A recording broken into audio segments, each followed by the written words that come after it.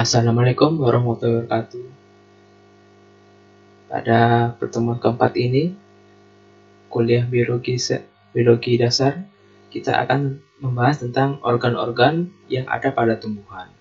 Nah, dari kalian sendiri, kalian sudah tahu kan organ-organ tumbuhan itu apa saja? Misalnya dari akar, batang, daun, dan bunga. Ya, kita bahas satu persatu. Nah, yang pertama adalah akar, bagian bawah dari tanaman. Akar sendiri adalah bagian dari tumbuhan yang berada dan tumbuh di dalam tanah. Berdasarkan letaknya, akar dibedakan menjadi akar primer, akar normal yaitu tumbuh sejak embrio hingga tumbuhan mati. Fungsinya untuk menegakkan tumbuhan serta menyerap air dan garam-garam mineral. Kemudian yang kedua adalah akar liar, yaitu akar yang muncul dari batang, daun, dan jaringan lainnya. Dapat bersifat permanen atau temporer, serta dapat tumbuh sampai tanah atau tidak. Berfungsi menyerap air atau mengalami modifikasi menjadi organ untuk merayap, menopang, dan sebagai akar pada tumbuhan parasit. Nah, ini akar berdasarkan letaknya. Ini akar primer yang biasa ditemukan pada tumbuhan. Kemudian ini ada akar liar yang bisa tumbuh di mana saja. Dan akar liar ini jika mencapai tanah itu akan menjadi akar primer. Contohnya pada tanaman bakau.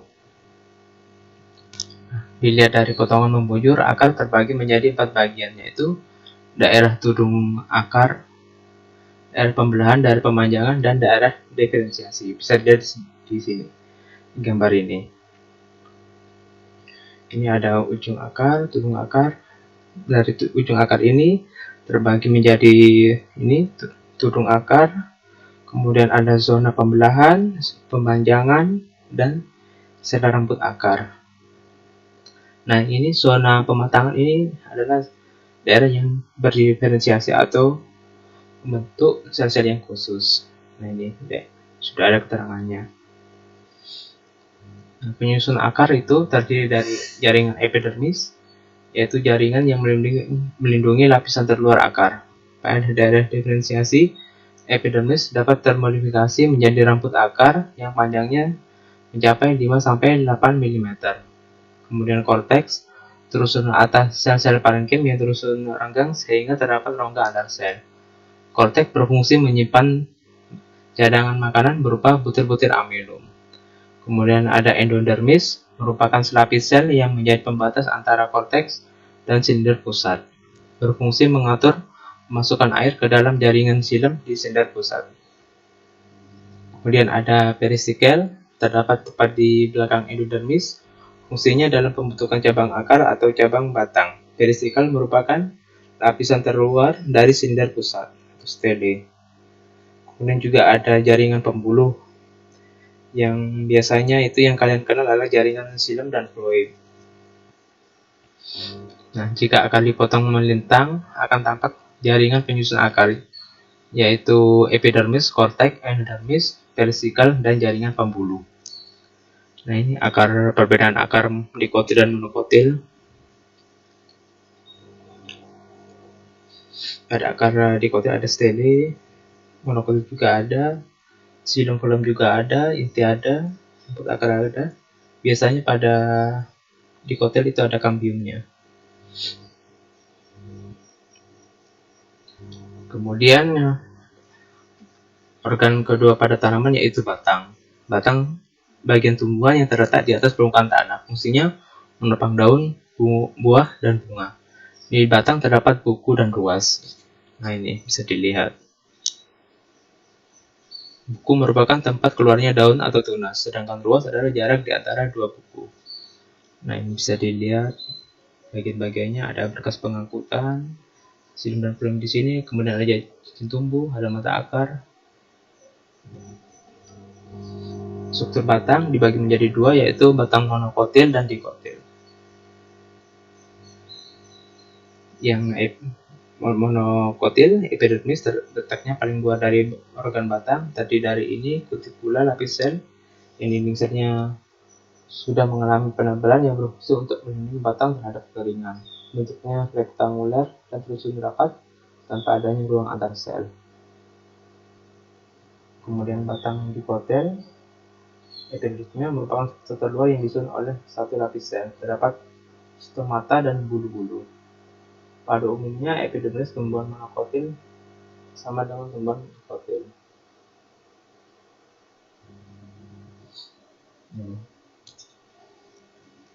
Batang monokotil ada endodermis atau phloderma, sarung amilum karena banyak berisi butir-butir amin, terdiri di atas satu lapisan sel saja. Fungsinya sebagai pemisah antara korteks dan sindir pusat.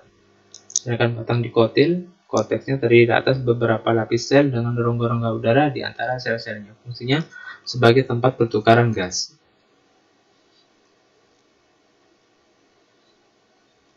Kemudian ini batang monokotil ya. Nah, ini sudah tadi sudah dijelaskan sama. Kemudian batang dikotil ini ada stele pada tumbuhan monokotil. Batas korteks dan stele biasanya tidak terlalu terlihat. Terdapat xilem dan floem, susunan berkas pengangkut bertipe kolateral tertutup sehingga batang pada tumbuhan monokotil tidak mengalami pertumbuhan besar. Kemudian lanjutannya batang dikotil ada ampulur letak di bagian paling dalam tersusun dari jaringan parenkim. Ini perbedaan dari batang dikotil dan monokotil.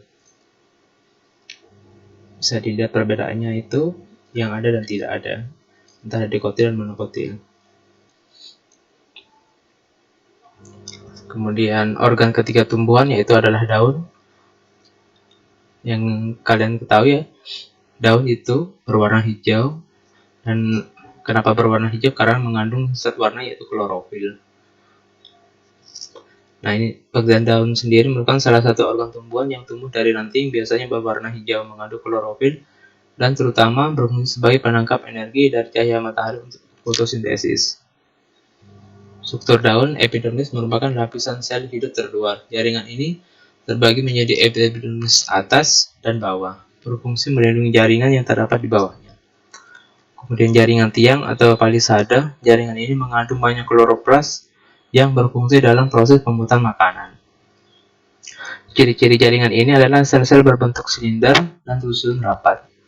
Yang ketiga adalah jaringan bunga karang atau spon karena lebih berongga bila dibandingkan dengan jaringan palisada, berfungsi sebagai tempat penyimpanan cadangan makanan. Ini struktur daun berkas bulu angkut terdiri dari xilem atau pembuluh kayu dan floem atau metapis. Pada tumbuhan dikotil keduanya dipisahkan oleh kambium. Xilem berfungsi sebagai sponsor penangkap tumbuhan, sedangkan floem berfungsi mengedarkan hasil fotosintesis dari daun ke seluruh bagian tumbuhan. Stoma berfungsi sebagai organ respirasi. Fungsi dari stoma yaitu mengambil CO2 atau karbon dioksida dari udara untuk jadikan bahan fotosintesis dan mengeluarkan oksigen sebagai hasil fotosintesis. Letaknya di epidermis bawah. Dan bagian-bagian dari struktur daun, ini ada stomata. Ini ada stomata, kemudian ada sel penjaga. Nah, sel penjaga ini akan mengkerut bila kekurangan air, dan bila ada air yang masuk dan banyak itu akan membuka. Nah, ini kenapa pada pagi hari itu biasanya pada rumput itu basah, karena itu daun itu mengeluarkan air melalui proses gutasi.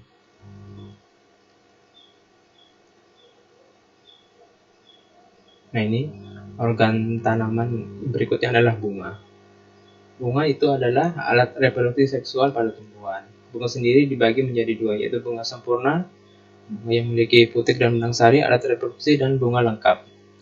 Bunga yang memiliki alat reproduksi dan pelecehan bunga. Bagian-bagian bunga seperti ini. Kemudian daun kelopak dan daun mahkota. Strukturnya epidermis atas dan bawah, parenkim dasar mesofil, berkas pembuluh, sel-sel idioplas. Nanti bisa dilihat di deskripsi apa itu idioplas. Tersusun atas sel-sel yang berklorofil dan mesofil yang tidak berdiferensiasi menjadi jaringan tiang atau jaringan spon. Sel epidermisnya dilapisi oleh zat kutin, terdapat stomata dan trikoma. Tropoma ini biasanya itu duri. Sedangkan daun mahkota itu terdapat kromoplas, itu zat warna daun, dan pigmen tambahan pada cairan sel.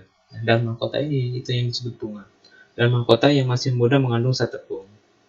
Sel epidermisnya berbentuk tonjolan papila yang dilapisi kutikula, mengandung minyak volatil. Benang sari atau stamen terdiri dari tangkai sari, filamen, dan kepala sari antera. Memiliki 4 ruangan yang berisi serbuk sari polen. 4 ruangan itu terkandung ini mikrosporangium.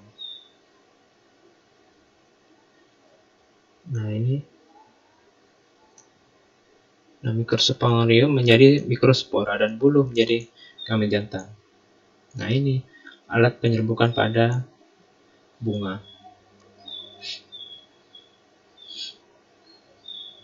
Kemudian putik, pistilo, berdiferensiasi menjadi bagian ujung putik, kepala, bagian yang memanjang tangkai, dan bagian bawah yang menggelembung, ovarium atau bakal buah. Mikrosporangium menghasilkan sel gamet betina. Kemudian organ berikutnya adalah buah. Berdasarkan sifat dinding buah, perikarpium, buah dibedakan menjadi buah kering, pecah. Contohnya pada tanaman kedelai, buah kering tidak pecah, padi dan jagung, buah berdaging, contohnya pada apel. Buah berdaging, perikarpium berdiferensiasi menjadi ini. Bagian-bagiannya pada buah berdaging ada eksokarpium, lapisan terluar dan berwarna. Kemudian mesokarpium, lapisan tengah yang tebal. Ini biasanya yang dimakan bagian tengahnya. Kemudian endokarpium, lapisan dalam berupa selaput yang mengandung sel batu. Kemudian buah kering, eksokarpiumnya memiliki karakteristik seperti sklerokin. Transformasi kloroplas menjadi kromoplas, perubahan warna kulit buah selama pemasakan buah. Kemudian yang terakhir adalah organ pada tanaman, yaitu biji. Biji merupakan perkembangan lebih lanjut dari bakal biji. Dari kulit biji, testa merupakan diferensiasi dari integumen yang melindungi embrio dan endosperma yang berada di dalamnya. Struktur kulit biji terdiri dari jaringan epidermis, jaringan makroskleroid, sel-sel parenkim, sel kristal, dan sel berpigmen. Biji berdasarkan ada tidaknya endosperma. Ini yang ada endospermanya terdapat pada tanaman jagung. Kemudian yang tidak ada endospermanya terdapat pada labu dan tanaman ini. Perbedaan anatomi tumbuhan monokotil dan dikotil bisa dilihat seperti ini. Dari jumlah keping biji, tulang daun, batang, bunga, dan akar. Oke, sekian. Jika tidak ada pertanyaan, saya akhiri. Terima kasih. Assalamualaikum warahmatullahi wabarakatuh.